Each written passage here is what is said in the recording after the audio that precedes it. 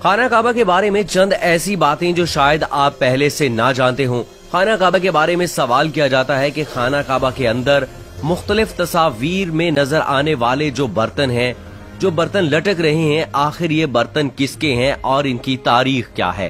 ان کی تاریخ نہ صرف انتہائی دلچسپ ہے بلکہ بہت سارے لوگوں کو ان کے بارے میں معلوم نہیں ہے۔ اس کے ساتھ ساتھ خانہ کعبہ کے حوالے سے بہت سارے ایسے حقائق ہیں جو لوگ نہیں جانتے۔ اس دنیا میں کوئی ایسی جگہ نہیں ہے جو خانہ کعبہ کی طرح مقدس اور مرکزی حیثیت رکھتی ہو۔ یہ مقام سعودی عرب میں وادی حجاز میں واقع ہے۔ روزانہ ہزاروں افراد 24 گھنٹے خانہ کعبہ کا طواف کرتے ہیں۔ خانہ کعبہ کی مقدس تصاویر لاکھوں گھروں کی زینت بھی ہیں۔ آج آپ کو بتائیں گے کہ تاریخ کے آئینے میں اس جگہ کو کیا خاص مقام حاصل ہے اور اس کے ساتھ ساتھ ایسے حقائق جن سے آپ لوگ واقف نہیں ہیں۔ تو آئیے اب چلتے ہیں اپنی آج کی ویڈیو کی جانب۔ خانہ کعبہ جس طرح سے آج ہمیں نظر آتا ہے یہ ہمیشہ ایسا نہیں تھا۔ حضرت ابراہیم علیہ السلام اور حضرت اسماعیل علیہ السلام کے دور میں خانہ کعبہ کو تعمیر کیا گیا تھا۔ وقت کے ساتھ ساتھ پیش آنے والی قدرتی آفات اور حادثات کی وجہ سے اس کو دوبارہ تعمیر کرنے کی ضرورت پڑتی رہی ہے اور مختلف اوقات میں مختلف ادوار میں اس کو تعمیر کیا جاتا رہا ہے۔ خانہ کعبہ کی دوبارہ تعمیر کا ایک بڑا حصہ نبی اکرم صلی اللہ علیہ وآلہ وسلم کی زندگی میں نبوت ان کو ملنے سے پہلے ہی مکمل ہو چکا تھا۔ اس وقت رسول اللہ صلی اللہ علیہ وآلہ وسلم نے عرب کے قبیلوں کو ایک خون ریز جنگ سے بچایا تھا اور حجر اسود کو خانہ کعبہ کے اندر اس کی دیوار میں نصب کرنے کا فیصلہ رسول اکرم صلی اللہ علیہ وآلہ وسلم نے کیا تھا۔ خانہ کعبہ کی آخری مرتبہ تزئین و آرائش 1996 میں ہوئی تھی۔ خانہ کعبہ کی بنیاد کو مضبوط کر کے اس کی چھت کو نئے سرے پر ڈالا گیا تھا۔ یہ اب تک کی آخری بڑی تعمیر ہے جو کہ خانہ کعبہ کی گئی ہے۔ دوستو آپ کو معلوم ہونا چاہیے کہ خانہ کعبہ کے 2 دروازے اور 1 کھڑکی ہوا کرتے تھے۔ دوبارہ تعمیر کیے جانے سے قبل خانہ کعبہ کا 1 دروازہ اندر داخل ہونے کے لیے اور 1 دروازہ باہر جانے کے لیے استعمال ہوتا تھا۔ ایک زمانے تک خانہ کعبہ میں 1 کھڑکی بھی ہوا کرتی تھی۔ خانہ کعبہ کی جو شکل آج موجود ہے اس میں صرف دروازے ہیں، کھڑکی نہیں، بلکہ خانہ کعبہ کے دوسرے دروازے کو بھی بند کر دیا گیا ہے۔ خانہ کعبہ کے مختلف ادوار میں مختلف رنگ بھی ہوا کرتے تھے۔ ہم لوگوں نے تو خانہ کعبہ کو ہمیشہ سے کالے رنگ ہی میں دیکھا ہے، کالے رنگ کے غلاف میں لپٹا ہوا دیکھا ہے اور ہم کسی اور رنگ کا تصور بھی نہیں کر سکتے۔ یہ روایت عباسط سلطنت کے دور سے چلی آ رہی ہے، لیکن اس سے پہلے خانہ کعبہ مختلف رنگ کے غلاف سے ڈھکا رہتا تھا اور رنگوں میں ہرا، لال اور سفید رنگ بھی شامل ہیں۔ خانہ کعبہ کی چابیاں ایک خاندان کی تحویل میں ہیں۔ فتح مکہ کے وقت نبی اکرم صلی اللہ علیہ وآلہ وسلم کو خانہ کعبہ کی چابیاں دی گئی تھی، لیکن بجائے اس کے کہ آپ صلی اللہ علیہ وآلہ وسلم یہ چابیاں اپنے پاس رکھتے، آپ نے یہ چابیاں بنی شائبہ خاندان کے عثمان بن طلحہ کو واپس کر دیں۔ اس وقت سے آج تک وہ ان چابیوں کے رکھوالی ہیں اور نبی کریم صلی اللہ علیہ وآلہ وسلم کے نادر الفاظ کی روشنی میں یہ چابیاں ہمیشہ انہی کے پاس محفوظ رہیں گی۔ اے طلحہ، یہ چابیاں روز قیامت تک تیری تحویل میں رہیں گی، سوائے اس کے کہ زور زبردستی تجھ سے غیر اخلاقی طریقے سے چھین لی جائیں۔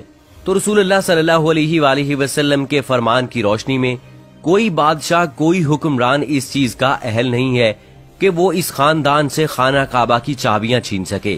دوستو آپ میں سے اکثریت اس بات کو نہیں مانتی ہوگی۔ آپ کو یہ بھی معلوم ہونا چاہیے کہ ایک دور تھا جب خانہ کعبہ ہمیشہ عام عوام کے لیے کھلا رہتا تھا۔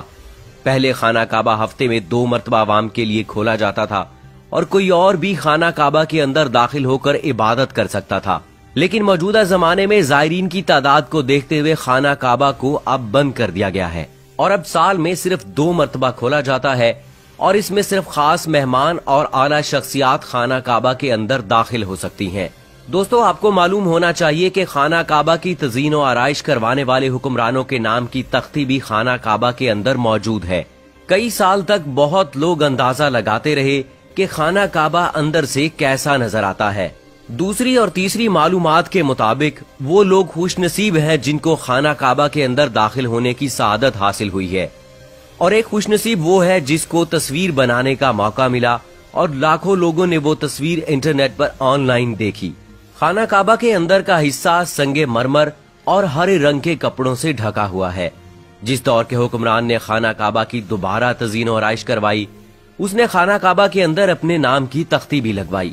اور پھر اس سوال کی جانب جس کو بہت بار پوچھا جاتا ہے اور بہت لوگ اس بارے میں مختلف اندازے لگاتے ہیں، ہمیں اندازے نہیں لگانے چاہیے، بلکہ درست معلومات یہ ہے کہ خانہ کعبہ کے اندر موجود جو برتن ہیں، جو سونے اور چاندی کے برتن آپ کو لٹکتے ہوئے دکھائی دیتے ہیں، وہ بادشاہوں نے خانہ کعبہ کے اندر رکھوائے تھے تاکہ اس کی خوبصورتی میں اضافہ کیا جا سکے۔ آپ جانتے ہیں کہ سلطنتوں کے دور میں برتن ہر محل کے اندر رکھے جاتے تھے، تزئین و آرائش کے لیے ان کو وہاں پر رکھا جاتا تھا، تو اس لیے جن بادشاہوں نے ان برتنوں کو خانہ کعبہ کے اندر رکھا، اس کے بعد کے بادشاہوں نے مناسب نہیں سمجھا کہ ان برتنوں کو وہاں سے نکالا جائے، اور اس لیے وہ برتن آج بھی خانہ کعبہ کے اندر موجود ہیں۔ دوستو، ایک اور بات بہت اہم یہ ہے کہ خانہ کعبہ کی تعداد 2 ہے، 1 نہیں۔ خانہ کعبہ کے بالکل اوپر جنت میں بھی ایک اور خانہ کعبہ ہے جس کو بیت المعمور کہتے ہیں۔ اس کا اشارہ قرآن پاک میں بھی موجود ہے اور نبی کریم صلی اللہ علیہ وآلہ وسلم نے بھی اس بات کی نشاندہی کی ہے۔ اللہ کے نبی نے معراج کا واقعہ سناتے ہوئے کہ جب مجھے بیت المعمور یعنی اللہ کا گھر دکھایا گیا تو میں نے حضرت جبرائیل علیہ السلام سے پوچھا تو انہوں نے جواب دیا کہ یہ بیت المعمور ہے جہاں 70,000 فرشتے روزانہ اللہ کی عبادت کرتے ہیں، اور جب وہ یہاں سے جاتے ہیں تو واپس نہیں آتے، بلکہ ہمیشہ ایک نیا دستہ آتا ہے، یعنی ایک فرشتے کو اس کے طواف کی ایک بار سعادت حاصل ہوتی ہے۔ دوستو، اسی طرح کہ آپ نے اس بات پر غور کیا ہے کہ حجر اسود چاندی کے سانچے میں گھرا رہتا ہے۔ کچھ لوگوں کا خیال ہے کہ حجر اسود کو حجاج بن یوسف کے ہاتھوں مارے گئے پتھر لگنے کی وجہ سے ٹوٹ گیا تھا جب اس نے حضرت عبداللہ بن زبیر رضی اللہ تعالی عنہ پر لشکر کشی کی تھی۔ کچھ ذرائع کے مطابق حجر اسود بحرین سے تعلق رکھنے والے اسحالی گروپ کے ہاتھوں ٹوٹ گیا تھا۔ ان لوگوں کا یہ خیال تھا کہ حج مبارک ایک توہین پرستی کا عمل ہے، اور اپنی بات کو ثابت کرنے کے لیے ان لوگوں نے 10,000 حجاج کو مار کر ان کی باقیات کو آب زمزم کے کنویں میں پھینک دیا تھا۔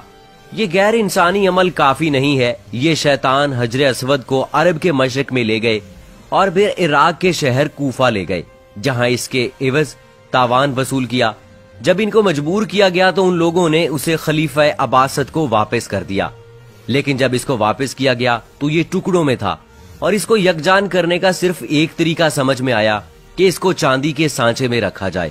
کچھ تاریخ دانوں کے مطابق اس مقدس پتھر کے کچھ حصے آج بھی گم ہیں۔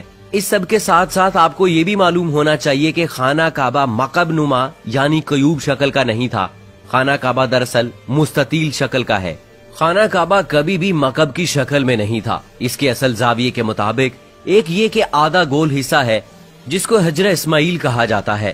نبی کریم صلی اللہ علیہ وآلہ وسلم کو نبوت ملنے سے پہلے جب خانہ کعبہ کی دوبارہ تعمیر ہوئی تب قریش نے اس کی بات کی حامی بھری تھی کہ وہ حلال کمائی سے ہی اس کی تعمیر مکمل کریں گے۔ اس کا مطلب یہ ہے کہ جوئے، لوٹ مار، جسم فروشی اور سود جیسے حرام کاموں سے کمائے ہوئے پیسوں سے خانہ کعبہ کی تعمیر نہیں کی جائے گی۔ قریش اپنے امیر ترین تجارتی شہر میں ہونے کے باوجود اتنی رقم جمع کرنے میں ناکام ہو چکے تھے کہ خانہ کعبہ کی تعمیر اس کے اصل سائز اور رقبے کے حساب سے کر سکتے۔ انہوں نے خانہ کعبہ کی چھوٹی عمارت تعمیر کی اور اس کی دیواریں مٹی کی اینٹوں سے بنائیں جس کو حجر اسماعیل کہا جاتا ہے، حالانکہ اس کا حضرت اسماعیل علیہ السلام سے کوئی تعلق نہیں، جو کہ خانہ کعبہ کے حقیقی قطر کی جانب اشارہ کرتی تھی۔ خلیفہ عبداللہ بن زبیر کے دور حکومت میں چند سال کے مختصر وقفے میں خانہ کعبہ اپنی اصلی شکل میں موجود تھا، جس میں نبی اکرم صلی اللہ علیہ وآلہ وسلم نے اسے دیکھا تھا۔ حتیم کا حصہ خانہ کعبہ میں شامل نہیں ہے، اور خانہ کعبہ کا دروازہ اس سے اونچا کیوں ہے؟ اس جواب میں حدیث شریف کے اندر موجود ہے۔ حضرت عائشہ صدیقہ رضی اللہ تعالی عنہا فرماتی ہیں کہ میں نے رسول اللہ صلی اللہ علیہ وآلہ وسلم سے حتیم کے بارے میں جب سوال کیا تو آپ نے فرمایا، جی ہاں، یہ بیت اللہ کا ہی حصہ ہے۔ حضرت عائشہ بیان کرتی ہیں کہ میں نے پوچھا پھر اسے بیت اللہ میں شامل کیوں نہیں کیا گیا؟ تو نبی کریم صلی اللہ علیہ وآلہ وسلم نے جواب دیا کہ تیری قوم کے پاس خرچے کے لیے رقم کم پڑ گئی تھی۔ میں نے دریافت کیا کہ بیت اللہ کا دروازہ اونچا کیوں ہے؟ تو نبی اکرم صلی اللہ علیہ وآلہ وسلم نے جواب دیا کہ تیری قوم نے اسے اونچا اس لیے رکھا تاکہ وہ جسے چاہے بیت اللہ میں داخل کرے اور جسے چاہے داخل نہ ہونے دے، اور اگر تیری قوم نئی مسلمان نہ ہوتی اور ان کے دل اس بات کو تسلیم سے انکار نہ کرتے تو میں اسے یعنی حتیم کو بیت اللہ میں شامل کر دیتا اور بیت اللہ کا دروازہ زمین کے برابر کر دیتا۔ تو دوستو خانہ کعبہ سے متعلق رسول اللہ صلی اللہ علیہ وآلہ وسلم کی اس حدیث مبارکہ سے بھی ہمیں انتہائی اہم معلومات ملتی ہیں۔ یہ ویڈیو علمی خزانوں سے بھرپور اس لیے تھی کہ اس میں خانہ کعبہ کے متعلق ایسے حقائق آپ کے سامنے پیش کیے گئے جو کہ اکثریت نہیں جانتی ہے۔ دوستو یہ تھی ہماری آج کی ویڈیو۔ آپ سے گزارش ہے کہ اگر آپ نے ابھی تک ہمارا چینل #سبسکرائب نہیں کیا تو ابھی سبسکرائب کریں اور ساتھ میں بیل آئیکن کو ضرور دبائیں تاکہ مستقبل میں اپلوڈ ہونے والی معلوماتی اور اسلامی ویڈیوز کا نوٹیفیکیشن آپ کو بر وقت مل سکے۔ کمنٹ باکس میں اپنی رائے کا اظہار ضرور کیجیے گا۔ مجھے اجازت دیجیے۔